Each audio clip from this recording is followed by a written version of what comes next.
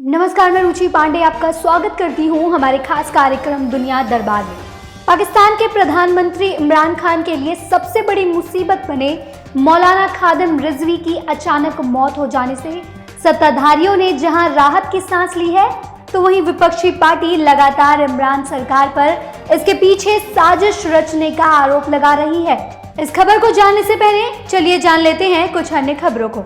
तिब्बत को लेकर अमेरिका पर आंतरिक मामलों में दखल का आरोप लगा चुके चीन को अब तिब्बत की सरकार के मुखिया का एक और कदम नागवार हो सकता है। दरअसल तिब्बत की निर्वाचित सरकार के प्रमुख डॉक्टर लोब्सांग संगाई ने अमेरिका के निमंत्रण पर व्हाइट हाउस पहुंचे हैं। इस दौरान उन्होंने तिब्बत मामलों के लिए नवनियुक्त अमेरिकी अधिकारी से मुलाकात की। बता दें कि ये मुलाकात करीब 6 दशक बाद होने जा रही है।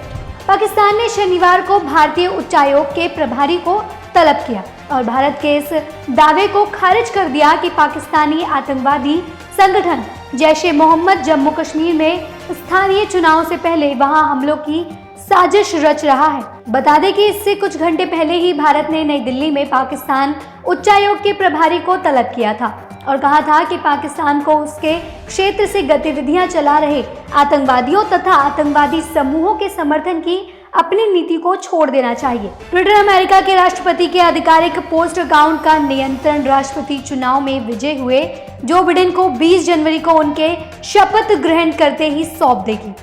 ट्विटर ने कहा है कि भले ही राष्ट्रपति डोनाल्ड ट्रंप ने चुनाव में हार नहीं मानी, लेकिन वह इस हस्तांतरण की प्रक्रिया को जरूर पूरा करेंगे। राष्ट्रपति चुनाव हार चुके डोनाल्ड ट्रंप ने शनिवार को फिर गैर जिम्मेदाराना रवैया अपनाया।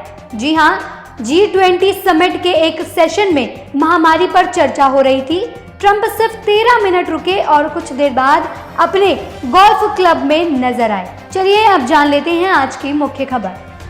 पाकिस्तान में इमरान खान सरकार के खिलाफ लगातार विपक्ष विरोध प्रदर्शन कर रहा है। विपक्ष लगातार इमरान सरकार पर चुनाव में धांधली कर सरकार बनाने और सत्ता में सेना के द्वारा दखल देने का भी विरोध कर रहा है। इससे पहले अक्टूबर में पाकिस्तान डेमोक्रेटिक मूवमेंट यानी PDM ने बलूचिस्तान में रैली का आयोजन कर सरकार की जमकर आलोचना की थी।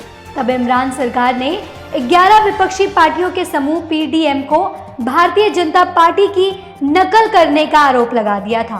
तब इमरान सरकार ने 11 विपक्षी पार्टियों के समूह PDM को भारतीय जनता पार्टी की नकल करने का आरोप लगा अपना बचाव किया था। इसके साथ पाकिस्तान मुस्लिम लीग नवाज PMLN की नेता और पाकिस्तान के पूर्व प्रधानमंत्री नवाज शरीफ ने भी इमरान सरकार के खिलाफ जमकर नारेबाजी की थी। मरियम नवाज ने तो यहाँ तक कह दिया था कि इमरान प्रधानमंत्री मोदी की राह पर चल रहे हैं, वे उनके साथ मिली भगत किए हैं। इमरान खान अगर चाहे तो कश्मीर भारत को प्लेट में सजा कर दे दे। मरियम नवाज ने ये तंज इमरान खान सरकार पर कसा था। मरियम नवाज हमेशा से ही इमरान सरकार को घेरने का प्रयास करती रही हैं। खुद ही सुनिए। और ये भी बता दो कि नवाज शरीफ का पाकिस्तान अच्छा था या इस वोट चोर का पाकिस्तान अच्छा है।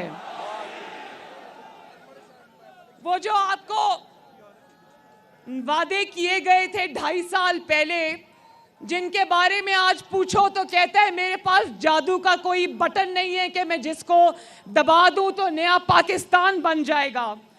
तो क्या जो नया पाकिस्तान 2.5 साल पहले आपसे वादा किया गया था वो आपको मिला? क्या 1 करोड़ नौकरियों में से 1 नौकरी भी किसी को मिली? क्या 50 लाख घरों में से 1 कमरा भी किसी को मिला? क्या 47 रुपए पेट्रोल किसी को मिला? इमरान खान के खिलाफ केवल मरियम नवाज ही नहीं, बल्कि 2015 में कट्टर इस्लामिक राजनीतिक पार्टी TLP का गठन करने वाले मौलाना खादिम ने भी इमरान सरकार के लिए सरदर्द बन चुके थे। ये बरेवली पंथ के मौलाना थे, जिन्हें बरेवली पंथ के लोगों का खूब समर्थन भी मिला, क्योंकि इससे पहले इस बरेलवी मत को मानने वाले लोगों में से किसी का भी राजनीति में हाथ नहीं था। मौलाना खादिम पाकिस्तान की वे शख्सियत थे जो चलने में तो असमर्थ थे, पर उनकी एक जबान पर उनके समर्थक जान तक देने को तैयार हो जाते थे। मौलाना खादिम हुसैन रिजवी कितने कट्टर थे, वह इस बात से ही अंदाजा लगाया जा सकता है कि इस्लामाबाद में सिर्फ फ्रांस के राजदूत और राष्ट्रपति का सर काटने तक की धमकी दे डाली थी। इस्लामाबाद में 5000 जिहादियों को भेजने के पीछे भी इन्हीं का हाथ बताया जाता है। मौलाना खादिम इस कदर कट्टरपंथी थे कि उन्होंने फ्रांस में हुए कार्टून विवाद के बाद इमरान सरकार से फ्रांस में एटम बम तक गिराने की धमकी दे डाली थी। इमरान खान का यह विरोधी हमेशा से ही इमरान सरकार को पाकिस्तान की हार बताता था।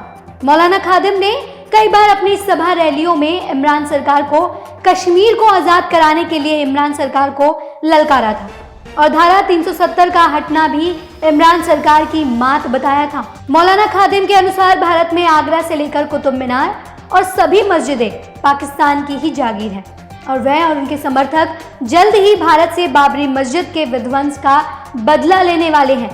मौलाना ने हमेशा से ही भारत का विपक्ष रखते हुए पाकिस्तान को इस्लामिक कट्टरपंथी बनाने का प्रयास ही किया था। 2011 में पंजाब के गवर्नर की हत्या करने वाले मुमताज कादरी की मौत की सजा का भी मौलाना ने जमकर विरोध किया था। मौलाना के भाषण और रैलियों में दिए गए संबोधनों ने इमरान सरकार की नाक में दम कर दिया था और एक तरह से ये पाकिस्तान सरकार की शासन व्यवस्था को सुचारू बनाने में भी अड़ंगा पैदा कर रहे थे। गौरतलब है कि पाकिस्तान में विपक्षी पार्टियां लगातार इमरान की कठपुतली सरकार का विरोध कर रही हैं।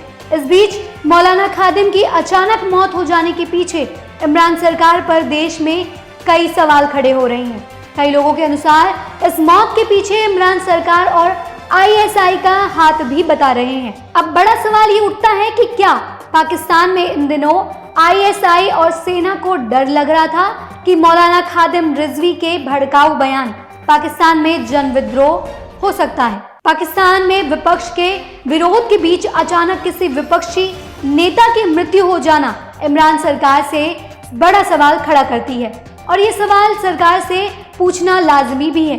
अब पाकिस्तान में विपक्ष की मांग के अनुसार इमरान इस मौत के राज का खुलासा करते हैं या नहीं, ये देखना दिलचस्प होगा।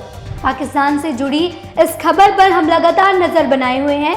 बड़ी अपडेट के लिए आप देखना ना भूलें हमारा खास कार्यक्रम दुनिया दरबार। धन्यवाद।